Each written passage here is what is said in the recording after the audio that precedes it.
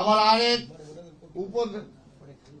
আরেক উপদেষ্টা দেখলাম বলতেছে রাজনীতিবিদরা সব হয়ে গেছে, বুড়া না, রাজনীতিবিদরা নাকি সব দুর্নীতিবাজ হয়ে গেছে। দুর্নীতিবাজ রাজনীতিবিদদের তো তারাই তো পালাই গেছে আওয়ামী লীগ, আর রাজনীতিবিদদের হাতে রাজনীতির ক্ষমতাই ছিল না। সংস্কার করলে ওই জায়গাটা করেন যে রাজনীতিতে যারা আইসা মাস্টারি করে, যারা খবরদারি করে, ওইটা যাতে না হয়, রাজনীতিটা যাতে প্রকৃত রাজনীতিবিদরা রাজনীতি করতে পারে সেটা সংস্কার করেন। যার যার জায়গাটা আজকে সবাই সব কিছু করে শেষ সময় এসে রাজনীতি করতে চায়, এমপি হইতে চায়, মন্ত্রী হইতে চায়। এই হলো আজকের অবস্থা। সে বিচারক হোক, সে প্রশাসক হোক, সে ব্যবসায়ী হোক, সবকিছু। লাস্ট পার্লামেন্ট ছিল কাদের? রাজনীতিবিদদের ছিল না, ব্যবসায়ীদের পার্লামেন্ট ছিল, ব্যবসায়ীদের চোরটাদের পার্লামেন্ট ছিল। তা আমরা তো সেটাই বলতেছি, সেই স্বাধীনতা আমল থেকে এখন পর্যন্ত আমরা ভোটের অধিকারটাকে ইস্টাবলিশ করতে পারলাম না। পাকিস্তানের বিরুদ্ধে লড়াই করলাম এই ভোটের জন্য। শেখ মুজিবের 7ই মার্চের ভাষণ খুঁজে দেখেন যে জনগণ ভোট দিল, ক্ষমতা পাইতেছি না।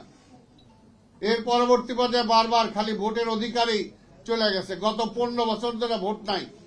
আবার কেউ তাদের মধ্যেই বলেন যে খালি ভোটের জন্য কি 5ই আগস্ট হয়েছে নাকি? আরে ভাই, ভোটের জন্যই হয়েছে। 15 বছর, 17 বছর, 18 বছর ধরে আমরা আন্দোলন করছি কিসের জন্য? যে মানুষের অধিকার, আমার দেশকে চালাবে, সেটাকে আমি ডিসাইড করব। সেটা কি ইন্ডিয়া ডিসাইড করবে? এই কারণেই তো আমরা 17-18 বছর ধরে আমরা আন্দোলন করছি। আমাদের শত আমাদের শহীদ হয়েছে, হাজার গুম হয়েছে, লক্ষ আজকে মামলার আসামি। এখন পর্যন্ত এই সরকার আসার পরও তার কাছে আমাদের মামলা উঠানোর জন্য দেন দরবার করতে হচ্ছে। কেন করতে হচ্ছে? আজকে যদি কথাটা একটু সত্য হলে একটু কঠিন লাগতে পারে, প্রফেসর ইউনূস সাহেবের মামলা যদি একদিনে উইথড্র হইতে পারে, তাহলে কেন তারেক রহমানের মামলা উইথড্র হবে? আজকে যেমনি এই সরকার বাস্তবতা, এই সরকারকে যেমনি দেশে দরকার, আমরা চাই এই সরকার সফল হোক।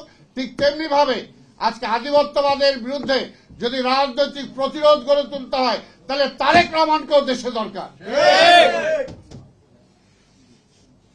আধিপত্যবাদের ইসের আবার মাথা ফুসফুস করতেছে।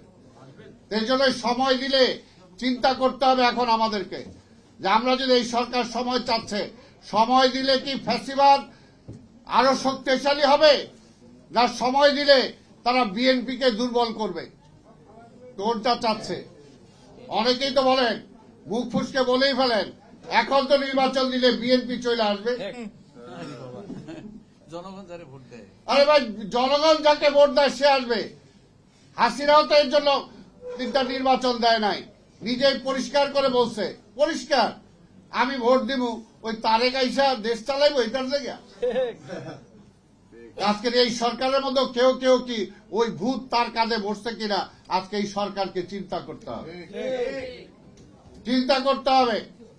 বিএনপি দেশের মানুষের জন্য রাজনীতি করে, বিএনপি ক্ষমতার জন্য রাজনীতি করে না। আমি বারবার যেটা বলছি, বিএনপি ক্ষমতা চাইলে ওই 96 সালে বেগম খালেদা জিয়া প্রধানমন্ত্রী হওয়ার পরও প্রধানমন্ত্রিত্ব ছেড়ে দিতেন না।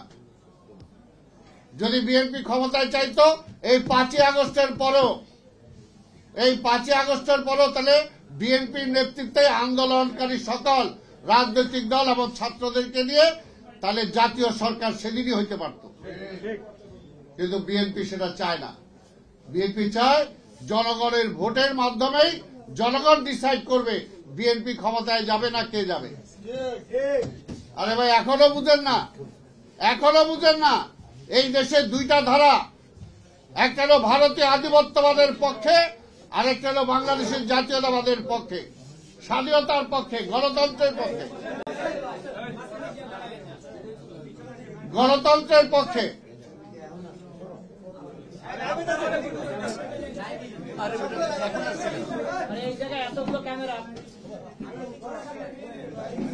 সারাদিন পর এখন রাত আপনি সরেন্দ্র ওখান থেকে মিয়া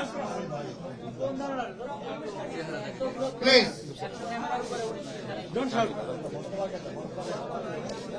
আমরা গণতন্ত্রের পক্ষে, এটাই আমরা করতে চাই। এটার জন্য আমরা বলতেছি, আমরা অনেক লড়াই সংগ্রাম করে, অনেক ত্যাগ তিতিক্ষার পরে আজকে অসংখ্য নেতা কর্মী আমাদের শহীদ হয়েছে। আমরা কিন্তু সেই কথা বলছি না। আজকে রাজপথে যে সমস্ত আজকে 5ই আগস্টকে কেন্দ্র করে যারা আহত হয়েছে, তার মধ্যে অনেকের বিএনপি আছে, কিন্তু 15-17 বছর ধরে যাদের আমাদের আহত হয়েছে, আমাদের পা চলে গেছে, হাত চলে গেছে, চোখ চলে গেছে, অন্ধ হয়ে গেছে, পঙ্গু হয়ে গেছে, তাদেরকে তো এখন পর্যন্ত আমরা রাস্তায় নামাই।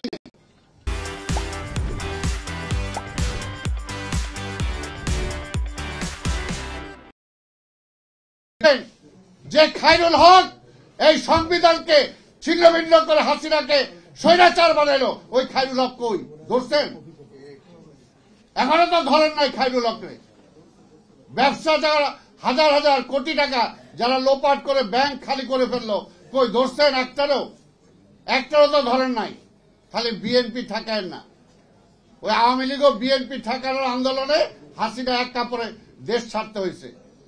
বিএনপির সম্পর্ক জনগণের সাথে, বিএনপি জনগণের রাজনীতি করে, তাই আমরা ক্ষমতার রাজনীতি করি না। আমাদের নেতা দেশনায়ক তারেক রহমান বারবার বলেছেন, এবং যেটা বাস্তব প্রমাণ হয়েছে, 5ই আগস্টের পরে যদি তারেক রহমান নির্দেশ না দিত, যেটা আওয়ামী লীগ বলছিল, ওবায়দুল কাদের বলছিল কয়েক লক্ষ মারা যাবে, তা তো মারা যাইতই। কিন্তু বিএনপি সেই রাজনীতি করে না। বিএনপি মানে ইসের রাজনীতি করে না, যে প্রতিহিংসার রাজনীতি করে না। প্রতিহিংসার রাজনীতি আওয়ামী লীগ করেছে, তার পরিণতি সেটা হয়েছে। প্রতিহিংসার রাজনীতি কেউ পছন্দ করে না, ক্ষমতার রাজনীতি কেউ পছন্দ করে না। শেখ মুজিবুর রহমান রাজনীতিবিদ হওয়ার পরও রাজনীতি নিষিদ্ধ করেছিলেন, আর শহীদ রাষ্ট্রপতি জিয়া রহমান রাজনীতিবিদ না হওয়ার পরও তিনি রাজনীতি মুক্ত করে দিয়েছিলেন। এটাই হলো বিষয়। শেখ হাসিনা 14 সালে কমিটমেন্ট করার পরও প্রধানমন্ত্রিত্ব ছাড়ার সাহস হয় নাই, কিন্তু বেগম খালেদা জিয়া 96 সালে ছেড়ে দিয়েছিলেন। এই জন্য বলি যে আজকে তারেক রহমান, বেগম খালেদা জিয়া রহমান এদের সাথে কাউকে মিলে না। আমরা রাজনীতি করি দেশের জন্য, একদিন দুই দিনের জন্য না। বাংলাদেশ যতদিন আছে বিএনপি ততদিন থাকবে। বিএনপির জন্মই হয়েছে বাংলাদেশের বাস্তবতার কারণে। আওয়ামী লীগ ব্যর্থ হয়েছে বলেই বিএনপির জন্ম হয়েছে। শেখ মুজিব ব্যর্থ হয়েছিল বলেই জিয়া রহমানের আবির্ভাব হয়েছিল, জোর করে হয় নাই কেউ। তাই আজকের বাস্তবতা হলো, আজকে দেশটাকে যে ট্রাফিক জ্যামে ফেলাই দিচ্ছেন, এটা থেকে উত্তরণের একটাই পথ, ওই আওয়ামী দুঃশাসনের যারা সহযোগী ছিল তাদের কাঁধের থেকে হাতটা সরান, কাজটা বিএনপির হাতেই রাখেন পুরোপুরি। তাহলেই দেখবেন যে সব সমস্যার সমাধান হবে। আমরা এই দেশে অরাজকতা চাই না, হটকারিতা চাই না। আমরা চাই না যে দেশটা আরেকটা খারাপের দিকে যাক। কারণ আমরা দেখেছি স্বাধীনতার পরে এই শেখ মুজিবুর রহমান এই রেসকোর্সে দাঁড়ায় বলছিল 3 বছর কিছু দিতে পারবো না, মানে মানুষও অ্যাকসেপ্ট করে নিছিল। যেমনি আপনারা বলতেছে সময় চাই, পাবলিক রাজি আছে, কিন্তু শেখ মুজিবুর রহমান 3 বছরে কিছু দিতে পারে নাই, দিছিল দুর্ভিক্ষ।